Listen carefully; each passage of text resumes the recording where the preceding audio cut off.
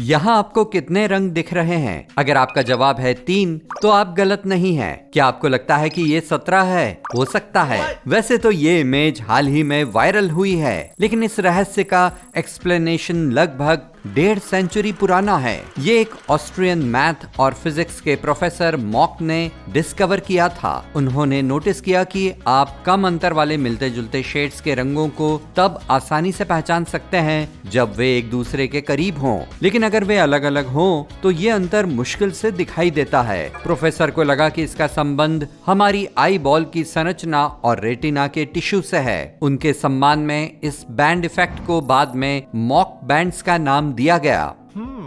कई साल बाद जब तकनीक बेहतर हुई तो वैज्ञानिकों ने पाया कि प्रोफेसर मूल रूप से सही थे। आपका रेटिना एक सिनेमा स्क्रीन जैसा होता है। ये प्यूपिल से प्रोजेक्ट होने वाली रोशनी को कैप्चर करता है। उस पूरी स्क्रीन पर रिसेप्टर्स मौजूद होते हैं। उनमें से कुछ तेज रोशनी में ज्यादा एक्टिव होते हैं और दिमाग तक कई सारे सिग्नल भेजते हैं। जब दो सेल्स मिलते जुलते सिग्नल भेजते हैं तो आपको लग सकता है कि ये एक ही शेड हैं। नर्व्स इस प्रॉब्लम को सुलझाने की कोशिश करती हैं। वे शेड्स के बॉर्डर पर अंतर को ज्यादा स्पष्ट करने के लिए और स्ट्रॉन्ग सिग्नल्स भेजती हैं। तब आपका दिमाग एक स्पष्ट बाउंड्री नोटिस करता है। इससे पता चलता है कि मिलते जुलते शेड्स को एक दूसरे के पास रखने पर आपको उनके बीच का अंतर क्यों दिखता है। रंगों के बीच का ट्रांजिशन एक अलग रंग की तरह दिख सकता है। कुछ लोग अपने दिमाग की रचना के कारण इस इमेज में कॉन्ट्रास्टिंग रंगों के बीच का अंतर नहीं देख पाते। आपके लैपटॉप या स्मार्टफोन स्क्रीन की रंग दिखाने की क्षमता, ब्राइटनेस और कॉन्ट्रास्ट भी एक वजह हो सकती है। फिर आपके घर या ऑफिस में कितनी रोशनी है, इसका भी असर होता है। साथ ही आपकी आंखों में रोशनी छानने वाले ऑप्टिक्स वैसे नहीं हैं जैसे औरों के होते हैं। आंखें रोशनी को कैसे एब्जॉर्ब करती हैं, ये तय करने वाली पिगमेंट डेंसिटी का स्तर भी सबका अलग अलग होता है। ये भी संभव है कि आपकी आंखों में सामान्य 3 कोण सेल टाइप से ज्यादा हों और आप बाकी लोगों से ज्यादा रंगों को देख सकें, और कुछ लोग बाकियों की तुलना में मॉक बैंड्स फिनोमिनन से ज्यादा प्रभावित होते हैं। इसलिए इस इमेज में रंगों की संख्या का कोई सही जवाब नहीं है। कई बार अनिश्चितता यानी अनसर्टेनिटी के कारण अलग लोगों को एक ही चीज अलग अलग दिखाई देती है। वो ड्रेस जो किसी तरह एक ही साथ गोल्डन और व्हाइट, ब्लू और ब्लैक, ब्लू और व्हाइट और ब्लू थी, एक बहुत बड़ा सेंसेशन बन गई। वो तस्वीर काफी अजीब लाइटिंग में एक सेल फोन से ली गई थी और ओवर एक्सपोज्ड थी। ये साफ नहीं था कि फोटो बाहर ली गई थी या अंदर। मतलब आप ये नहीं जानते कि फोटो में रोशनी आर्टिफिशियल है या नेचुरल। ये भी स्पष्ट नहीं था कि ड्रेस पर रोशनी सामने से पड़ रही है या पीछे से। अगर रोशनी पीछे से पड़ रही है तो इसमें परछाई होनी चाहिए, जबकि ड्रेस के कुछ हिस्से खुद ही परछाई में थे। वो परछाई खुद ड्रेस में से ही रिफ्लेक्ट हो रही थी, जिससे दिमाग और उलझ रहा था। कंफ्यूज्ड मैं भी। जब आपके दिमाग के पास पर्याप्त जानकारी नहीं होती तो वो अपनी धारणाओं पर इन गैप्स को भर लेता है। ये ज्यादातर पहले देखी या जानी हुई चीज के आधार पर ऐसा करता है। इसलिए लाइटिंग कंडीशंस के बारे में आपके दिमाग का अनुमान किसी और के दिमाग के अनुमान से बिल्कुल अलग हो सकता है।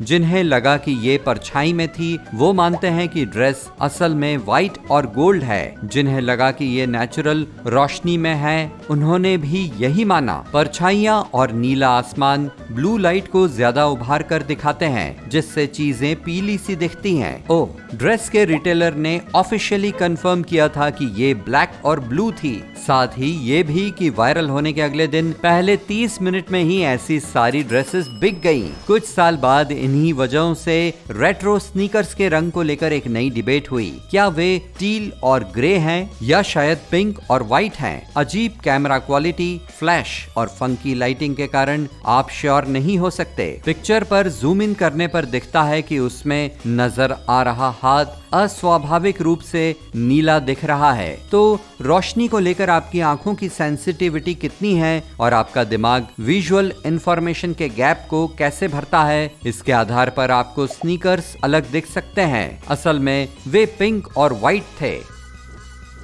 क्या ये स्ट्रॉबेरीज आपको लाल दिख रही हैं? असल में ये ग्रे और ग्रीन हैं। पिक्चर में से सारा लाल रंग हटा दिया गया है, जिस वजह से आपका दिमाग फिर भी आपको लाल रंग दिखाता है। उसे कलर कॉन्स्टेंसी कहते हैं। कभी कभी आपका दिमाग रोशनी के रंग से मिलने वाली जानकारी को अनदेखा कर देता है। ये जानता है कि स्ट्रॉबेरी क्या होती है और ये भी कि वो लाल रंग की होती है, इसलिए वो आपको उन्हें वैसा ही देखने में मदद करता है। जब एक एस्ट्रोनॉट ने रेत के टीलों की फोटो पोस्ट की तो इंटरनेट ने सोचा कि वे टीले नहीं, खड्डे हैं। फोटो को उल्टा करके देखने पर ही लोगों को उस अस्पष्ट पैटर्न में टीले नजर आए। पता चला कि देखने वालों को लगा कि इसमें सूरज 1 बजे वाली पोजीशन में है, जिसका मतलब उसे ऊपरी राइट से परछाई बनानी चाहिए, जबकि असल में ये ऊपरी लेफ्ट से परछाई बना रहा है। इसलिए फोटो को उल्टा करने से ये समझना आपके दिमाग के लिए ज्यादा सामान्य हो गया।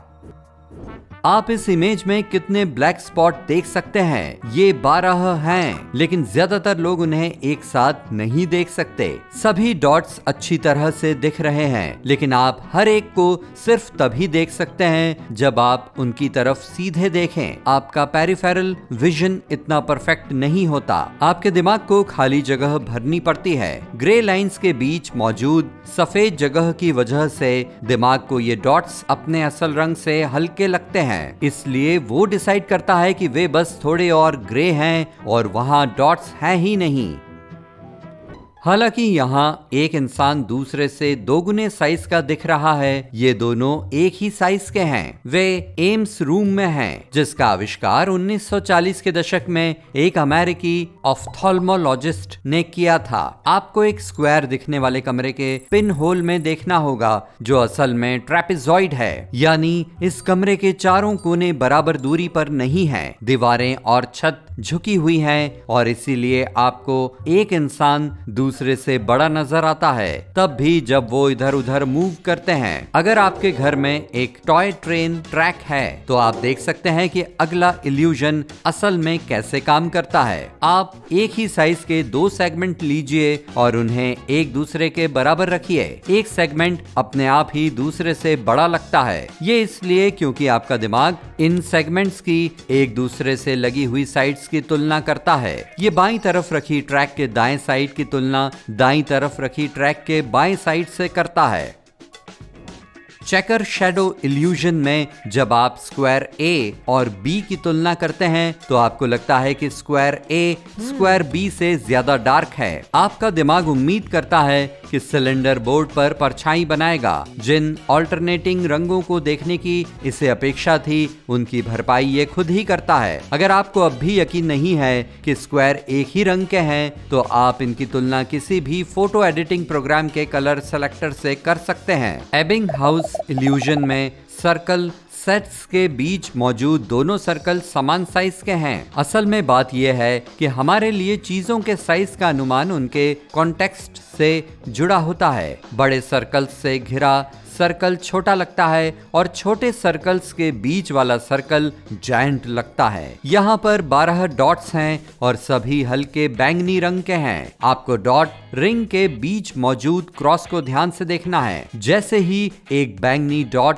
एक पल के लिए गायब होता है, एक हरा डॉट उसकी जगह ले लेता है। फिर ये सर्कल में मूव करते हुए धीरे धीरे सभी बैंगनी डॉट्स को एक एक करके गायब कर देता है। ऐसे काम करता है आफ्टर इमेज इफेक्ट। आंखों में मौजूद रॉड्स और कोन्स बैंगनी डॉट्स के लगातार गायब होने के हिसाब से एडजस्ट होते हैं। वे इसे स्पेक्ट्रम के बिल्कुल ऑपोजिट एंड के हरे रंग से रिप्लेस कर देते हैं।